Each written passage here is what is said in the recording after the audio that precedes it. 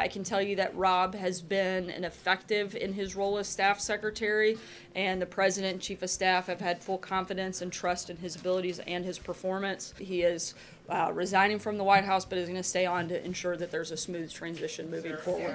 You know, we all could have done better over the last few hours or last few days in dealing with this situation, but you know, this was a Rob Porter that I and many others have dealt with, that Sarah had dealt with, that other officials, including the Chief of Staff, had dealt with. And the emerging reports were not reflective of the individual who we had come to know. Well, we wish him well. He worked very hard. I found out about it recently, and I was surprised by it. But we certainly wish him well. It's a obviously tough time for him. He did a very good job when he was in the White House. And we hope he has a wonderful career, and hopefully he will have a great career ahead of him. But it was very sad when we heard about it, and certainly he's also very sad. Now, he also, as you probably know, he says he's innocent, and I think you have to remember that. He said very strongly yesterday that he's innocent.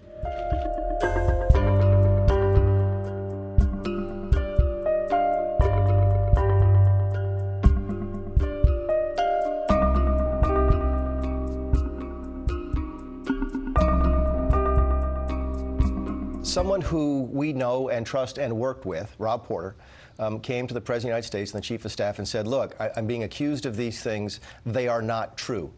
For the President or for the Chief of Staff to give that person the benefit of the doubt is probably a very normal and human reaction.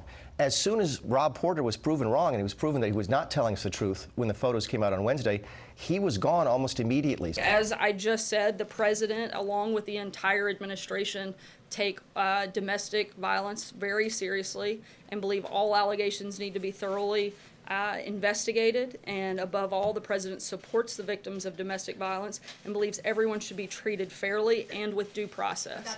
The White House Personnel Security Office, staffed by career officials, received information last year and what they considered to be the final background investigation report in November. But they had not made a final recommendation for adjudication to the White House because the process was still ongoing when Rob Porter resigned. In the view of Personnel Security Office, the FBI's July report required significant additional investigatory fieldwork before Personnel Security Office could begin to evaluate the information for adjudication. As Director Wray said, information was still coming to the White House Personnel Security Office in February.